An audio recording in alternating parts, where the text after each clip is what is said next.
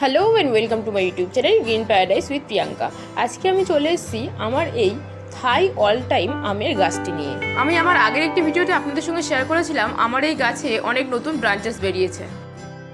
আর আজকে আপনাদেরকে দেখাবো আমার এই গাছের নতুন ব্রাঞ্চেসগুলিতে কী রকম গোল এসেছে, এবং তার সঙ্গে সঙ্গে আপনাদের সঙ্গে শেয়ার করব এর পরবর্তীতে আমাদের কি করণীয় গাছটির প্রতি।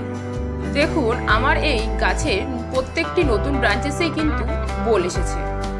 বোল আসার পর ঠিক এই টাইমটায় অর্থাৎ ফুল ফোটার আগে কিন্তু একবার করে পেস্টিসাইড স্প্রে করে নিতে হবে।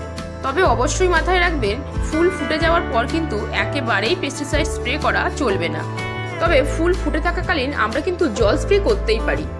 গাছে অবশ্যই প্রতি সপ্তাহে একদিন করে ভিটামিন স্প্রে করবেন। এই ভিটামিনের সঙ্গে আপনারা বোরন, ম্যাগনেসিয়াম সালফেট বা এপসম লবণ মেশাতে পারেন।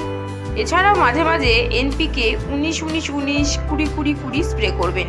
সপ্তাহে একদিন করে গাছে সরিষার খোল ভিজানো জল একদম পাতলা করে দিতে পারেন। এছাড়াও ভাতের মাড় বা ফ্যান জলের সঙ্গে মিশিয়ে আপনারা গাছের গোড়ায় দিতে পারেন। মাছ এবং মাংস ধোয়া জলও গাছের গোড়ায় দিতে পারেন, এবং চা পাতা রান্না করার পর সেটাকে রোদে ভালো মতো শুকিয়ে গাছের গোড়ায় সার হিসেবে দিতে পারেন। এই সময় গাছের গোড়ায় যতটা সম্ভব কম অজৈব সার দেবেন।